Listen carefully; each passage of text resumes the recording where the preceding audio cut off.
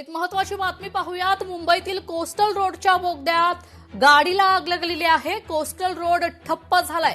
धावत्या कारला बोगद्यात आग लागल्याची माहिती समोर येतेय। मुंबईतील कोस्टल रोड बोगद्यात आज दुपारी 12:15च्या सुमारास एक धावत्या कारला भीषण आग लागल्याची घटना घडली आहे। हा अपघात हाजी अलीकडून वरळीच्या दिशेने जाणाऱ्या लेनमध्ये झालाय।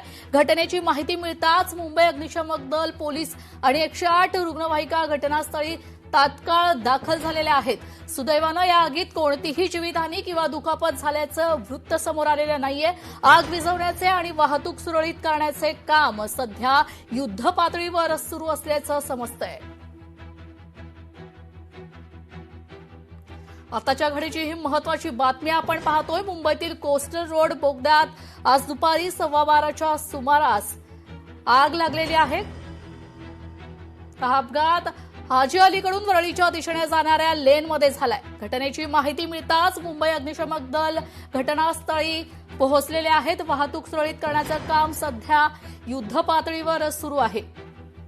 कोस्टल रोड मार्ग आता ठप्प झालेला आहे या अपघातामुळे आणि वाहतूक सुरळीत करण्याचे सध्या काम युद्धपातळीवर सुरू आहे।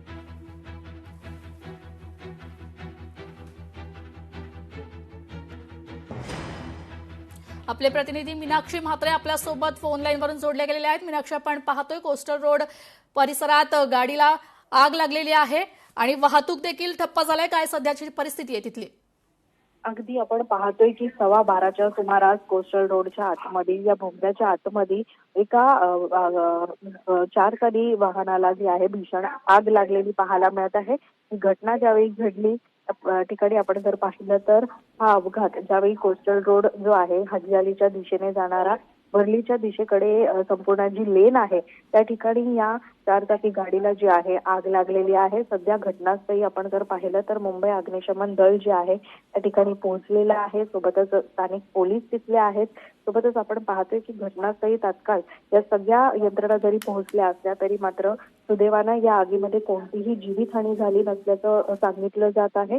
नुकताच जर आपण पाहिलं तर आग विझवण्याचे आणि वाहतूक सुरळीत करण्याचं काम जे आहे ते त्या ठिकाणी युद्धपातळीवरती सुरू असल्याचं कळलं जात आहे।